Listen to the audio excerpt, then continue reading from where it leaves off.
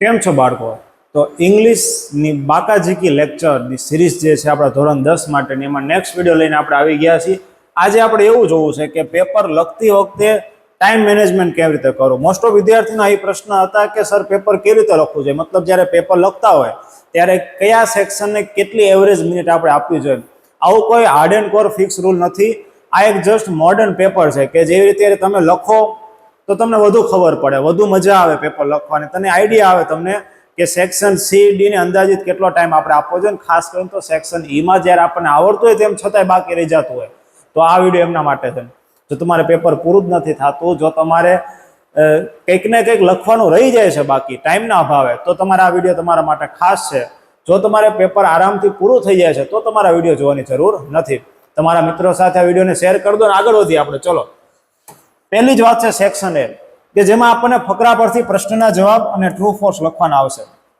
અંદાજિત તમે માનીને ચાલો તેમાં તમારે 35 મિનિટ આપવી જોઈએ, બરાબર. હું જે અહીં લખું છું મેક્સિમમ, એનાથી વધુ ન અપાય.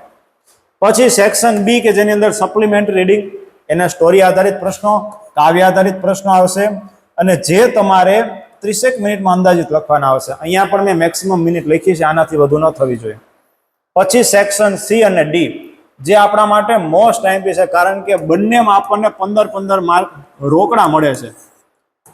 તો અહીંયા શું કરવાનું છે, જ્યારે તમને સુપરવાઇઝર પેપર આપે છે જોવા માટે, અને પેપર જોવા નથી, આ એ મસ્ત પેપર છે, એટલે કાગળનું પેપર આવ્યું, પેપર તો કાગળનું જ પૂરા. તો શું કરવાનું એ વખતે જ્યારે પેપર આપણને આપે ત્યારે સેક્શન સી અને સેક્શન ડી નું મોસ્ટ ઓફ એમસીક્યુ વાળું એની તમે પહેલા સોલ્વ કરી નાખો. જો એમસીક્યુ વાળું તમે પહેલા સોલ્વ કરી નાખ્યું તો હડબડાટીની અંદર પેપર જ્યારે તમે લખતા હશો ત્યારે સાવ ઇઝી તમારા ખોટા પડવાના ચાન્સ બહુ ઓછા થઈ જશે. રેડી? સેક્શન સી અને સેક્શન ડી બે 15 માર્ક, જેમાં મેક્સિમમ સ્કોર તમારે કરવાનો છે. આ આપણા રોકડિયા માર્ક છે. એની અંદર અનસીન આપેલો એવો પેરેગ્રાફ, એવો ડાયલોગ આપ્યો કે જેના ક્વેશ્ચન આન્સર આપણે લખવાના, ડેટા પરથી પ્રશ્નના જવાબ, અને ખાસ કરીને તો ફંક્શનનું ગ્રામર જે છે આ બધું કમ્બાઇનમાં છે, બરોબર, કે જે સેક્શન સી ડી માં આવવાનું છે. એમાં બહુ સમય બગાડો નથી, યાદ રાખજો, બરોબર છે. જો શોર્ટ ટ્રીક આપણી શીખવાડેલી તમને એમને આવડી જાય છે તો પછી ચેક કરવાના જવાનું હકીકતમાં આ છે કે નહીં ફંક્શન, એમ, બરોબર. એ જ હોય, એટલો બધો અઘરા ફંક્શન નથી પૂછાતા આપણને. સેક્શન ડી ની અંદર કે જે આપણે સંપૂર્ણ વ્યાકરણ આવશે, પહેલો જ પ્રશ્ન ડાયરેક્ટ ઇનડાયરેક્ટ હશે, પછી કન્જક્શન હશે, અલગ અલગ તમને બધું ટૂંકમાં વ્યાકરણ જે છે સેક્શન ડી માં તમને જોવા મળશે. અહીંયા પણ તમારે 30 મિનિટ આપવાની છે. એટલે સેક્શન સી અને ડી 1 કલાકથી વધુ તમારે ન અપાય, બરોબર છે. 1 કલાક એટલે તો ઘણો કહેવાય, 1 કલાક તો સેક્શન એ બી તમે 1 કલાકમાં પતાવો, સેક્શન સીડી તમે 1 કલાકમાં પતાવો, અને સેક્શન ઈ એ તમારે 45 મિનિટમાં પતાવવાનો થાય.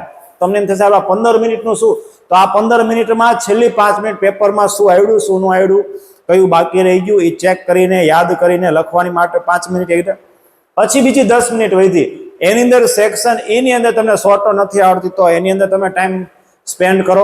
સેક્શન ઈમાં પેરેગ્રાફના પ્રશ્ન જવાબનો તમને જવાબ ન મળતો, ડાયલોગ આધારિત પ્રશ્ન જવાબ તમને નથી મળતા, તો એમાંય તમે 10 મિનિટ વાપરો, બરોબર છે. અને જ્યાં નથી આવડતું ત્યાં બહુ અટકાઈ નહીં રહેવાનું, ત્યાં તરત જ આગળના પ્રશ્નમાં વધવાનું, એની જગ્યા છોડીને.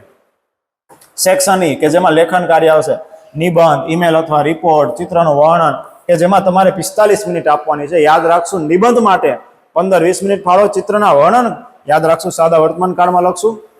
પણ આ નિયમ નથી કોઈ કે આટલી જ મિનિટ તમારે આપવી, તમે તમારી રીતે મિનિટ વાપરો. આ તો ઘણા બધા વિદ્યાર્થીઓના પ્રશ્ન હતા કે સર પેપરની અંદર ટાઈમ મેનેજમેન્ટ કેવી રીતે કરવું, એટલે આપણે આ વિડીયો બનાવ્યો છે, બરોબર છે. આપણી આ જે સિરીઝ જે બનાવી છે, જેનું નામ જ આપણે મસ્ત મજાનું પાડ્યું છે બાકાજીકી લેક્ચર સિરીઝ. આનો એક વિડીયો બાળકો ખૂબ જ ધ્યાનથી તમે જુઓ. આ આખા વિડીયો સિરીઝમાં આપણે અંદાજિત 8 થી 9 વિડીયો મૂકવાની વિચારણા છે, વધુ પણ આપણે મૂકી શકીએ. આ પ્લેલિસ્ટ અંદર તમને એક પછી એક વિડીયો તમને જોવા મળશે, એક પણ વિડીયો સ્કીપ ન કરતા. આ લેક્ચર સિરીઝની બહાર આપણું પેપર નહીં જાય એની ગેરંટી છે. હમણાં આપણે રિપોર્ટનું બીજો નંબરનો જે બાકાજીકી લેક્ચરનો એપિસોડ 2 મૂક્યો કે જેની અંદર ડે રિપોર્ટનું ફોર્મેટ હતું, જે 12 સાયન્સમાં બેઠું પૂછાઈ ગયું, રિપબ્લિક ડે પૂછાઈ ગયો, તો ડેનું ફોર્મેટ એમાં આખું ચાલે, ખબર પડી છે. તો આવી જ રીતે જોતા રહો બાકાજીકી lecture series. Thank you very much.